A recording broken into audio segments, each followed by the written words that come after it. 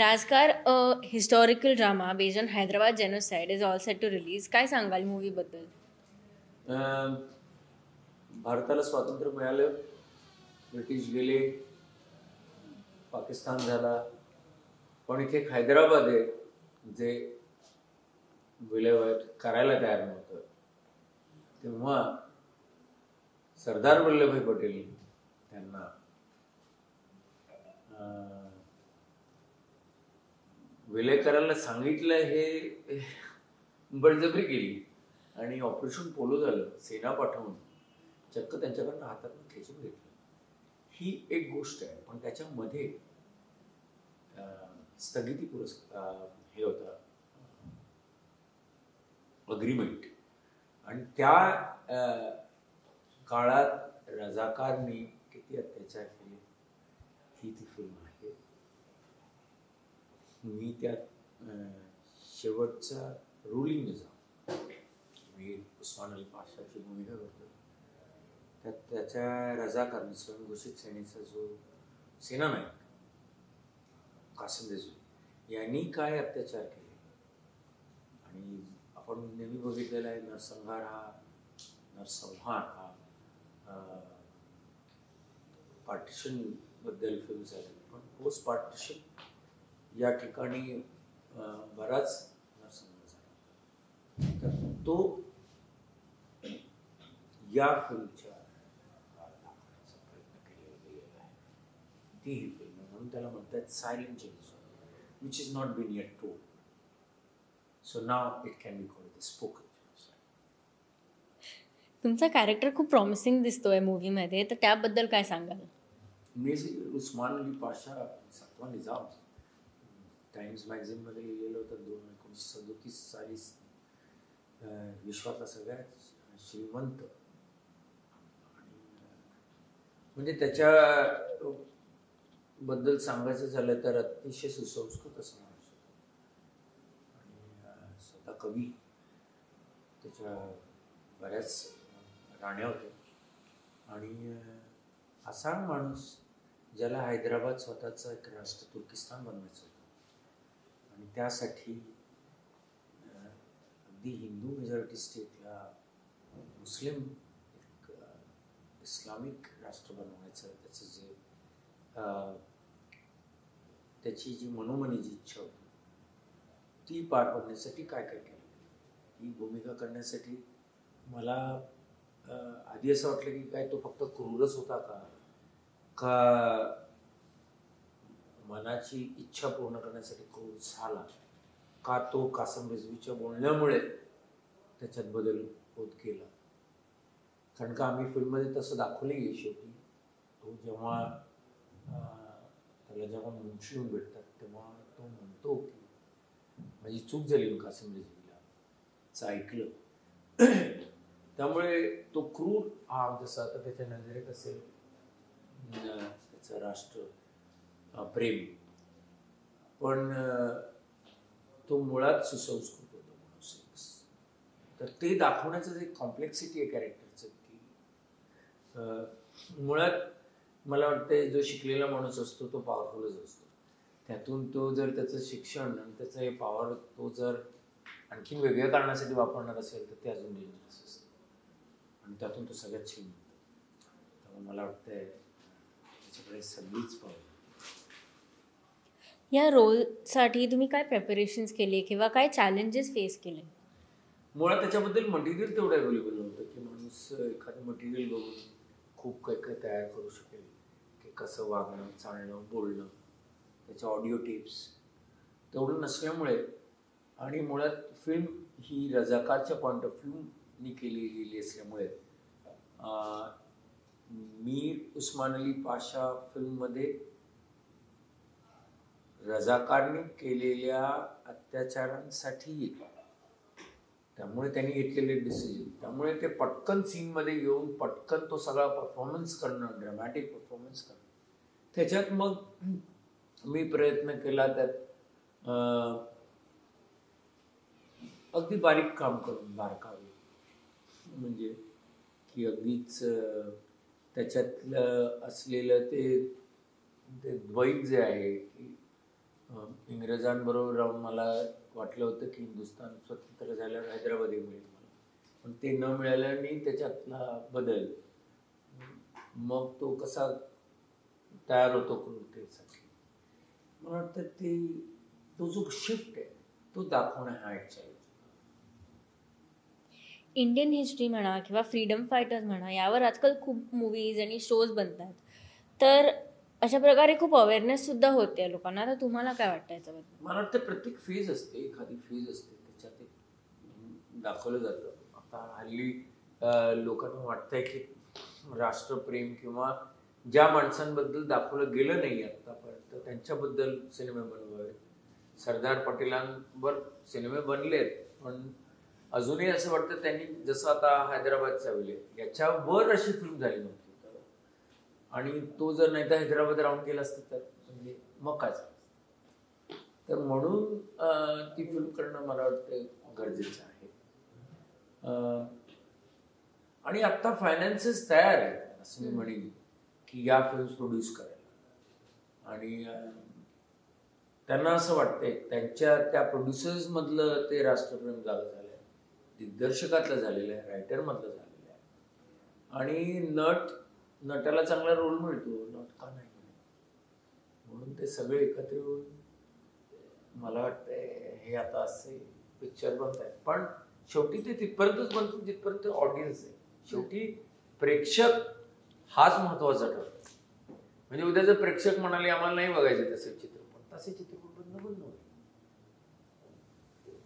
Historical movies बनवताना बरेच वेळा फिल्म मेकर जे असतात ते क्रिएटिव्ह लिबर्टी घेतात, ज्यामुळे वन साइडेड स्टोरीज आपल्याला बघायला मिळतात. तर त्याबद्दल काय सांगू शकाल? शेवटी इतिहास जो माणूस दाखवतो तो इतिहास असतो. इतिहास कुठलाच एक खरा नसतो. मला वाटत नाही माणूस स्वतःची बायोग्राफी लिहितो, ऑटोबायोग्राफी, ती सुद्धा तेवढी सत्य असते. कारण का तो जेव्हा जगलेला असतो तेव्हा जो असतो तो स्वतःच्या नजरेतला, लोकांनी त्याला सांगितलेला, त्यामध्ये अंतर असतं. आणि आज पुन्हा स्वतःच्या स्मृतीत जाऊन तिथे जाऊन खऱ्या आपण मी कसा होतो आणि काय बोलणं झालं होतं, मला नाही वाटत तेवढं सत्य असतं. त्यामुळे कोणीतरी सांगणं की मी अगदी तुम्हाला ते सत्य सांगतोय, मला वाटतं you can see the data, काय घडलं होतं, एवढे अत्याचार झाले होते, हे खरं असू शकतं, पण त्याच्या मागची कारणं अजून 4 असू शकतात. त्यामुळे पण एक चॉईस असतो नेहमी फिल्म मेकरला, प्रोड्युसरला, तो त्याला पाहिजे ते. जसं रॉशोमन नावाचं एक बहुचर्चित नाटक आहे, त्याच्यावर फिल्मही बनली की एक घटना घडली आणि ती ओपन अँड शट केस आहे, कळलेलं आहे. पण जेव्हा प्रत्येकांना त्या ट्रूथ बद्दल विचारलं जातं, अगदी जी मेलेली व्यक्ती आहे त्यांचं स्पिरिट येतं, शेवटी असं वाटतं ते सुद्धा खोटं बोलते की, कारण का सत्य ही एवढी वेगवेगळी असू शकतात. त्यामुळे आपण सांगणं की मी तुम्हाला एक्झॅक्ट नेमका इतिहास सांगतोय, मला वाटतंय मला जो इतिहास सांगायचा तो मी सांगतोय. I think that is the better way. If you go back to your initial days, म्हणजे थिएटर्स जे डेज होते, असली कुठची स्पेशल मोमेंट किंवा मेमरी तुमच्या आठवणीत आहे जी तुम्ही सांगू शकता? माझी पहिली मला वाटतंय मेमरी, मी स्पोर्ट्समन होतो, क्रिकेटर होतो आणि आमच्याकडे ॲक्टर नव्हते. मिलिंद इंगळे जे आपले गायक आहेत, कंपोजर आहेत, त्यांनी मला सांगितलं आपल्याकडे नट कमी आहे, तरी तू कर, तू शाळेत केलेलं आहेस. आणि मी खरंच करायला गेलो. तो आमचा बंगाली डायरेक्टर होता आणि मी रोल केला आणि पहिल्यांदा स्टेजवर गेलो आणि ती नेमकी स्पर्धा होती, INT स्पर्धा, खूप इम्पॉर्टंट स्पर्धा. आणि त्याच्यात माझं काम मी कॉन्फिडेंटली केलं, तर आमची अंतिम फेरीत आली तर माझा रोलच वाढवला. तर माझा रोल वाढवला ह्याच्यात मला वाटलं. तेव्हापासून माझा म्हणजे मी ऍक्टर झालो असं म्हणायला काही हरकत नाही. अमोल गुप्ते तेव्हा मेन रोल करत होता. नंतर आणखीन एक होतं, मी सर्कस सिरियलला गेलो होतो गोव्याला, सगळे शाहरुख, त्याची दुसरी सिरियल असेल, दुसरी तिसरी, मी आशुतोष द्वारकर, बरेच रेणुका शहाणे, पवन मल्होत्रा, बरेच नट होते. आणि त्या सर्कसचा जो टेंट असतो, तर माझं नाटक तर इथे असं अमॅटर नाटक, प्रायोगिक नाटक चालू असायचं. त्याची तालीम करायला म्हणून मी स्वतः लवकर उठून सर्कस टेंटमध्ये गेलो. त्या अरिनामध्ये लाल माती होती, त्यात मी, आणि तिथे तंबूतनं अशी सूर्याची किरणं येत होती, आणि मी साधारण 7-7:30ची गोष्ट असेल, मी माझी सोलिलोकी बोलायला सुरुवात केली. विसरलो, पण आठवत, पण ती बोलत गेलो आणि मला असं वाटलं की मी सारखंच अरिनामध्ये मी परफॉर्म करतो. आणि ते संपल्यावर एक अर्धा तास केल्यानंतर मला असं वाटतं माझ्यातला एक नट म्हणून मी वेगळा नट झालो आणि माणूस म्हणून की मी एका एम्प्टी टेंटमध्ये परफॉर्म करत होतो. इफ यू कम्पेअर तुमच्या स्ट्रगलिंग डेज पासून ते आतापर्यंतची जर्नी, काय चेंजेस झालेत इंडस्ट्रीमध्ये? इंडस्ट्रीमध्ये खूप माणसं झाली आहेत. जो तो येतो तो ॲक्टर आहे किंवा डायरेक्टर आहे, रायटर आहे, आणि प्रत्येक because of the social media आता सगळेजण रील बनवतात. Everybody has a camera. आम्ही तेव्हा होतो तेव्हा हातात कॅमेरा नव्हता. हातात कॅमेरा येणं म्हणजे कॅमेराच्या थ्रू बघणं म्हणजे पार्टी द्यावी लागायची. म्हणजे कॅमेरामॅनला जाऊन रिक्वेस्ट करायची की मी बघतोय, आणि तो हो म्हणायचा, म्हणजे तुम्ही जाऊन आलात की मग ते पार्टी मागायचं. एवढं ते सेक्रेड असं मानलं गेलं होतं. शूटिंग हा प्रकार आता प्रत्येकजण घरोघरी शूटिंग करत असतो, त्यामुळे आता ते शूटिंगचं तेवढं काही, आणि तेव्हा फिल्म होती, फिल्मवर शूट व्हायचं, तो महागाचा असायचा, त्यामुळे रिहर्सल्स खूप व्हायच्या. आता there is no wastage, so you can keep shooting. So फरक एवढा झालाय की आता life is become one film and then we had to shoot film from life. Monkey मॅनने तुम्ही हॉलिवूडमध्ये डेब्यू केलं, तर इंडियन आणि इंटरनॅशनल शूटिंग प्रोसेसमध्ये काय डिफरन्स जाणवला? आम्ही खूपच क्रायसिसमध्ये शूट केलं खरं तर. पॅन्डेमिकमध्ये इथे शूट करू नाही शकलो. इंडोनेशियाला गेलो, तिकडे एक आयलंड, त्याच्यात एक रिसॉर्ट, त्याच्यात आम्ही सगळे कॅप्टिवेटेड, काही करायचं नाही आपलं शूट. तर अशा डिफिकल्ट टाईममध्ये शूट करताना एवढंच होतं की इंटरनॅशनल क्रू असल्यामुळे, की कॅमेरामॅन काहीतरी ऑस्कर नॉमिनी कॅमेरामॅन आहे, कोणी व्हिएतनामचा अजून त्याचा गॅफर आहे, कोणी फाईट मास्टर फ्रॉम थायलंड आहे, असंच कोणी प्रोडक्शन डिझायनर फ्रॉम इंडिया. पण असं करता करता जेव्हा सगळे इंटरनॅशनल क्रू बरोबर तुम्ही काम करता, पण ॲक्टर्स इंडियन होते, तर तो अनुभवच वेगळा आहे. कारण का तिकडे ते एक अजून छान होतं, त्यांच्या लिस्टमध्ये एक नाव होतं, आणि if you have any crisis, Christie म्हणून तिचं नाव होतं, तिचा नंबर दिला होता. हिचं काय काम आहे, म्हणजे काय म्हणायचं काय, तर म्हणे काही नाही, की जर कोणी कोणाला त्रास दिला असेल तर you can meet her on human ground. And human ground म्हणजे काय, की एखाद्या असिस्टंट डिरेक्टरला कोणी सिनियर माणसांनी त्रास दिला किंवा त्याला आपण काय म्हणतो त्याच्या अगदी शिवीगाळ नाही, पण उपरोधात्मक काहीतरी, असं काहीतरी त्याला उपहासात्मक आपण म्हणू शकतो, बोललाय त्याला आणि वाईट काहीतरी बोललाय आणि त्याला राग आला किंवा काय आला, तर तो जाऊन तिला सांगू शकतो. आणि मग ती 3 वॉर्निंग देते. तिसऱ्या वॉर्निंग नंतर तुम्ही तसंच वागला तर तुम्ही कोणी असावं. मी त्यांना विचारलं म्हणजे काय, ते कोणालाही घरी पाठवू शकतात म्हणे. हो, हिरोलाही घरी पाठवू शकतात, ही system.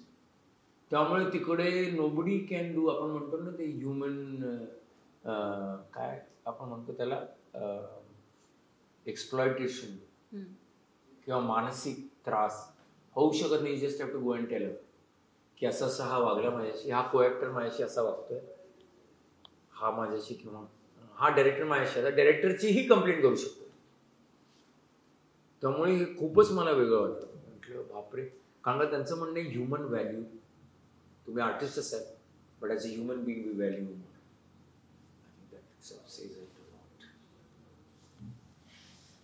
Marathi, Hindi, south, English, तुम्ही खूप सगळ्या लँग्वेजेसमध्ये काम केलं आहे, तर किती कठीण असतं नवीन लँग्वेज अडॅप्ट करणं आणि काय काय प्रेपरेशन्स करावे लागतात? खूप. मला वाटते साऊथची लँग्वेज जिथे तुम्हाला भाषाच कळत नाही, ती भाषा ते आधी डायलॉग सगळे लिहून घ्यावे लागतात, त्याचा अर्थ लिहून घ्यावा लागतो.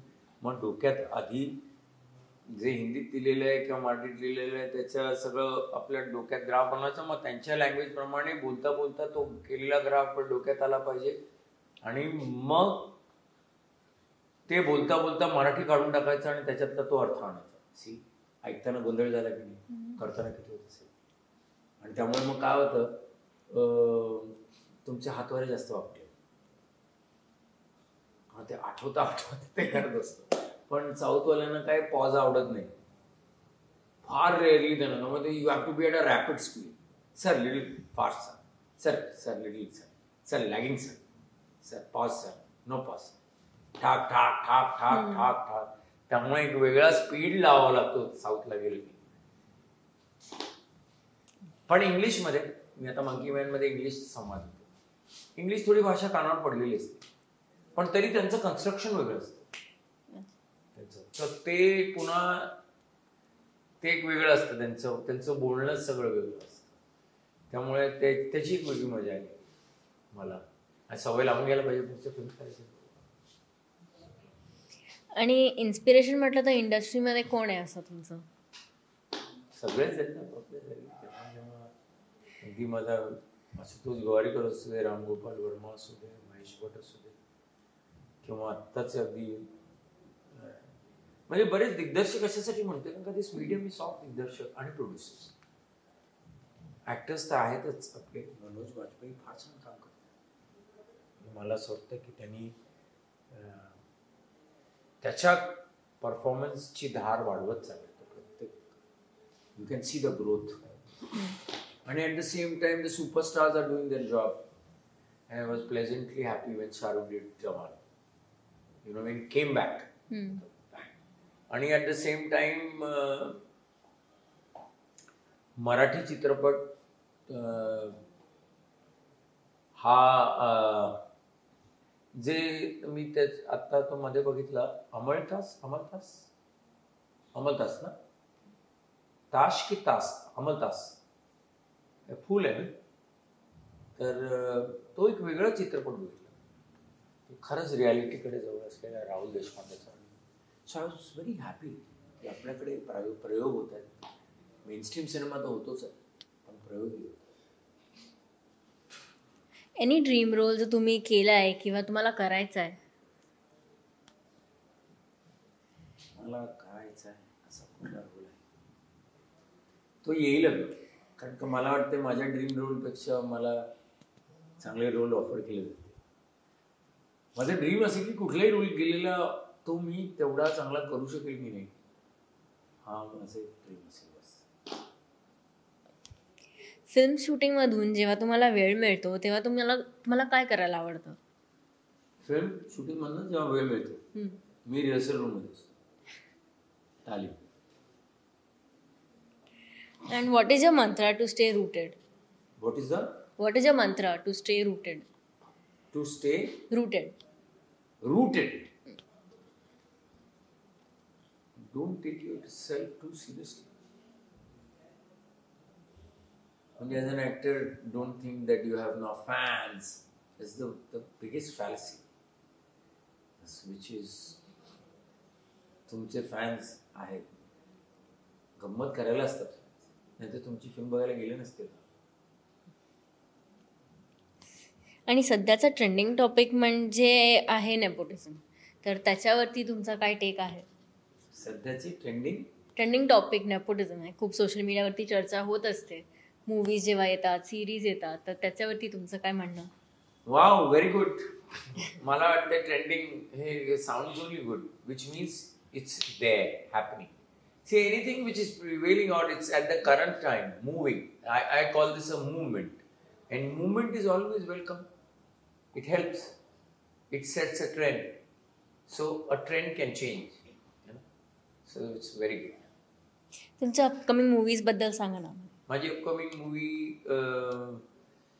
एक मराठीच आहे, ॲडव्होकेट यशवंत जमादार. त्याचं नाव बदललं ते यू डोंट नो. बदलल्यानंतर एक तर सांगायला पाहिजे की नाही माहिती नाही, कारण त्यांनी अनाऊन्स नाही केले तर नाही सांगितलं. 3 एक मराठी फिल्म्स आहेत. नंतर इंटरेस्टिंग इम्पॉर्टंट अशी मराठी फिल्म आहे 2 म्हणू शकतो, खूपच सिम्पल. त्यामुळे शूटिंग झालेलं आहे. नंतर एक मोठा वेब शो आहे जो त्यासाठी केलेला आहे, धनबाद म्हणून, तो होईल रिलीज. नंतर film Monkey Man, I am waiting for it to come to India. कारण का असं मला बरेच लोक भेटले ज्यांना मंकी मॅन बघायचे, त्यामुळे I am waiting for that. And yes, many more in south तयार आहेत, 3-4 फिल्म्स तयार होतील असं मला वाटतं. And I think very soon I start a film with Ram Gopal. आणि तुमच्या फॅन्ससाठी काहीतरी मेसेज? माझे फॅन असं म्हणून आपण म्हणतो चित्रपटाचे फॅन्स असतात, सिनेमा. तर प्लीज, रजाकार हा चित्रपट 26 एप्रिलला हिंदी आणि मराठी दोन्ही भाषात रिलीज होतं, तर प्लीज पहा. एक मोठ्या स्केलवर बनवलेला चित्रपट आहे, पैसे खरंच खर्च केलेले आहेत, ते तुम्ही बघितल्यावर कळतील. आणि तो फोनवर पाहण्यासारखा चित्रपट नाही. तुम्हाला पाहिजे, आवडला, बरोबर वाटला, नाही वाटला, तरी तो तुम्हाला बघावा लागेल, मग तुमच्या कमेंट्स. प्लीज, चित्रपट म्हणून चित्रपट.